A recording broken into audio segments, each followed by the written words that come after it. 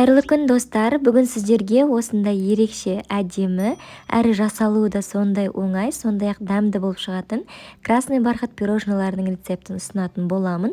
Видеоны соңына дейін қарап, менің каналыма тіркелуді ұмытпаңыздар. Бөлме температурасында тұрған сары майға қантты қосып, миксермен 1-2 минуттай араластырып аламыз.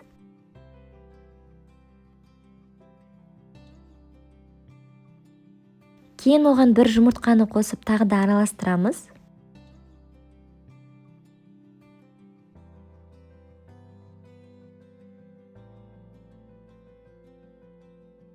Бөлек ыдыста құрғақ қоспаларды, яғни ұнды, қопсытқышты және құрғақ қызыл бояғышты барлығын араластырып аламыз және осыны біздің майымызға салып, миксермен араластырып алатын боламыз.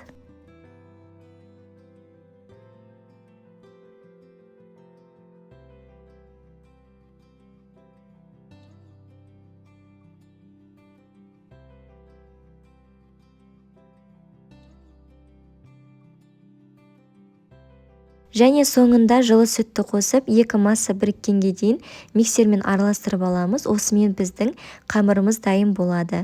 Дайын болған қамырды кондитерский мешокқа салып аламыз және пергаментке араларын алшақ етіп орналастырамыз. Себебі пісу барысында біздің пирожныларымыз көлемін үлкейтетін болады. Пирожныларды қызып тұрған пеште 180 градуста 10-12 минутта пісіріп аламыз.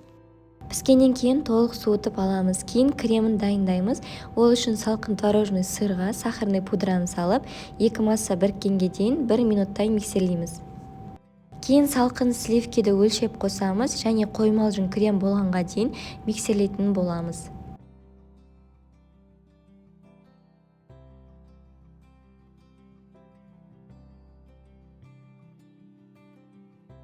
Дайын болған кремді кондитерский мешокқа салып аламыз.